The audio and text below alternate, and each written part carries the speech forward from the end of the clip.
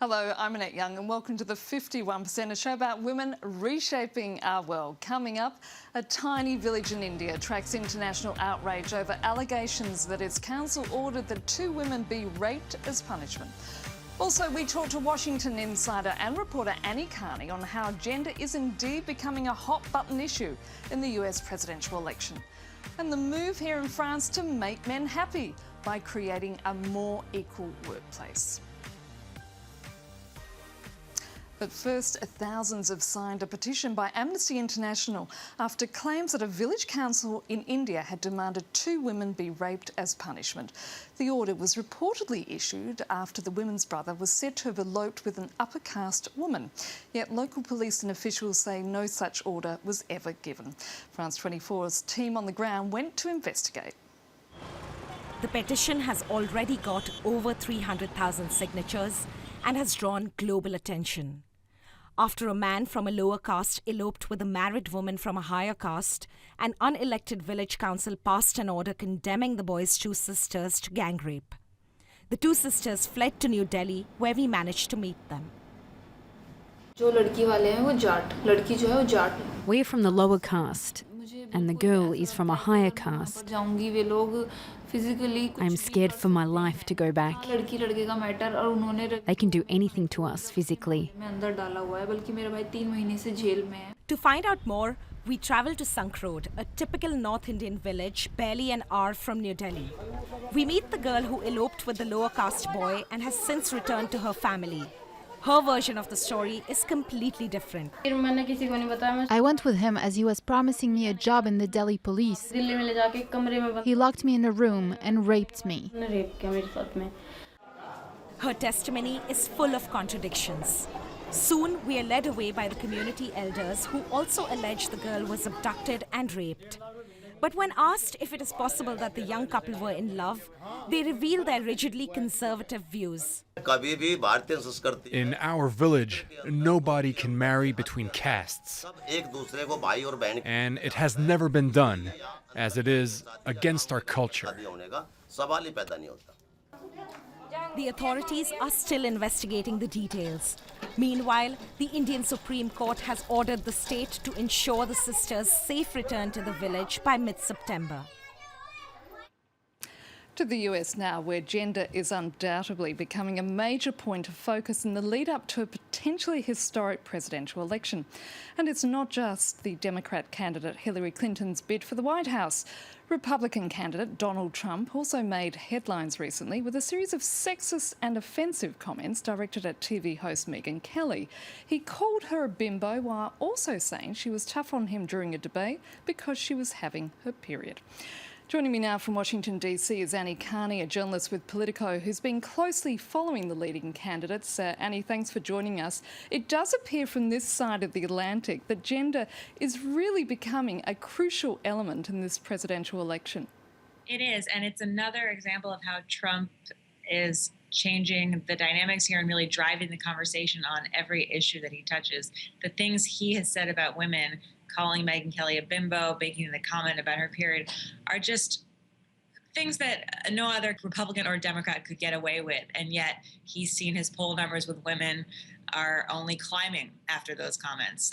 The people's reaction to it was, he's honest, he tells it like it is.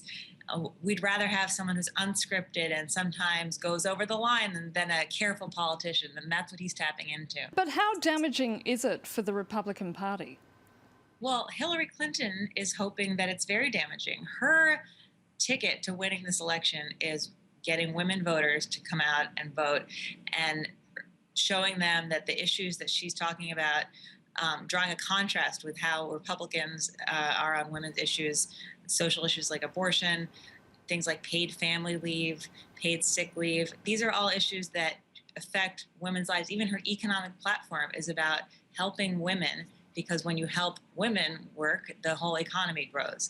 So she's hoping that this war of words with Republicans on women will eventually backfire, that they'll overplay their hand, and that at the end of the day, women voters will see that they don't support policies that help women more than men. And so every time the Republicans get on the path of attacking women, they're playing right into Hillary Clinton's hand. This is what she wants them to be doing. But it's clearly a strategic move by Donald Trump to appeal to that white, blue-collar man who feels sidelined by the campaign for equality.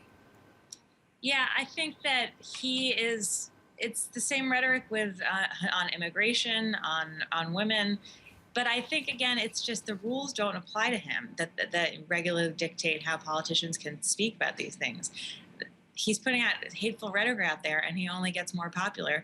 And what Hillary Clinton's trying to do is say Donald Trump might have more pizzazz and say more outrageous things, but all the Republicans are the same. She's trying to lump them all with him. That's her hope, that he can sort of muddy the waters for all of them.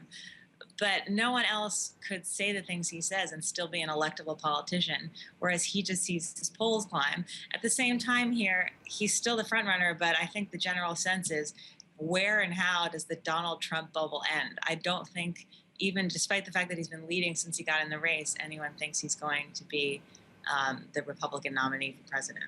Annie, coming back to Hillary Clinton, is there a danger that playing the gender card could backfire in her campaign? Well, I don't think so. And this is a big difference from 2008. In 2008, when she ran, they did not talk up her gender. And she didn't talk about running as a woman. She talked about running from her experience. She wanted to show she was tough enough. And now, after serving as Secretary of State, they don't feel like they need to prove that. And she talks about being a grandmother, and she talks about how being a woman would help her be a better president. So they're doubling down on this. I think it was a missed opportunity in 2008 to run away from her gender. And this time she's running as a woman candidate. And that's one of the pluses about her. She makes jokes on the campaign trail that she might not be the youngest president ever elected, but she'd be the youngest woman president ever elected. She's playing up that historic nature of this run. And I think the country has changed in terms of being ready for one woman president.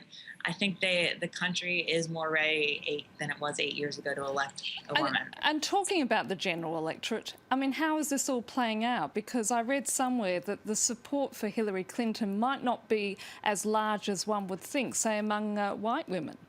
Well, her problem isn't women right now. She has a lot of problems, but it's not necessarily playing up the gender factor. There's questions about her trustworthiness. There's questions surrounding how she's dealing with the fallout over the email controversy, about how she dealt with classified documents while she was as Secretary of State. These are big issues that are totally cutting down her lead in the Democratic primary. There's talk that Joe Biden might get in the race. Her campaign is not where they would want to be right now necessarily, and she's seen her poll numbers tank since she got in the race. But I think that the women's issue stuff is still one of her strengths. That's not where she's getting weaker. Annie Karni, we're going to have to leave it there. Thank you so much. Sure, thank you. And now to a question not often posed on the 51%. How to make men happy. Lucy Proven went to meet a group of Frenchmen who are pushing hard for a better work-life balance. They say a more equal workplace is not only necessary for women, but badly needed to improve the quality of life for everyone. George is a happy man. And what's the secret to his happiness? More childcare, more housework, and more listening to his wife. A happy man ou un homme heureux, c'est A happy man is someone who has a better balance of time in his life between home and work. le temps au travail, le temps It's a win-win situation. C'est du gagnant-gagnant. His wife can spend more time at work, while her husband can spend more time with his children. Avec les enfants. I think it's fundamental nowadays, if you have responsibilities at work, to have a partner you can lean on. And George is not alone. Meet the Happy Men group. Here we have our latest figures on equality. Read it and weep. This is just one meeting of the association's 300 members in 10 French companies. They share experiences of sacrificing bedtime stories for boardroom glories. I rediscovered my family and my children when I took a year's sabbatical. I realized the way I was living was really not normal. For Francois, the support of regular meetings helps him confront antiquated attitudes. In France, if you leave before 7 p.m., you're a bad employee, as a man.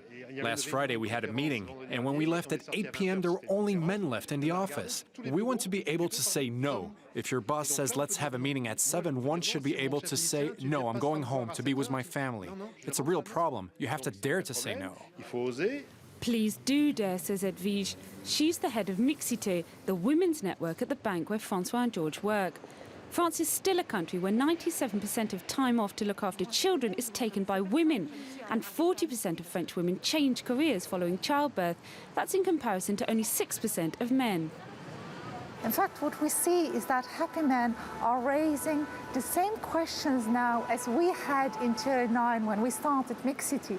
It's how to combine a nice, a fruitful career with a balanced life, a private life. And so the fact that men also have the same questions, are thinking about the good solutions, is a very good thing for men and for women.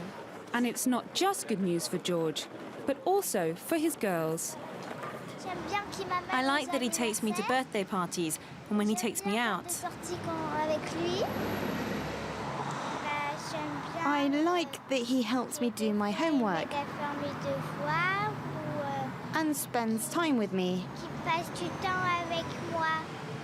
And research shows that time is really important. Girls with more involved fathers are more likely to be autonomous as adults and aspire to higher paying jobs. And that's it for now. And if you'd like to comment on what you've just seen, you can head to our Facebook page. That's France24 51%, or do send us a tweet at _51%. Thanks for your feedback so far, and please keep those comments rolling in. Until our next program, bye for now.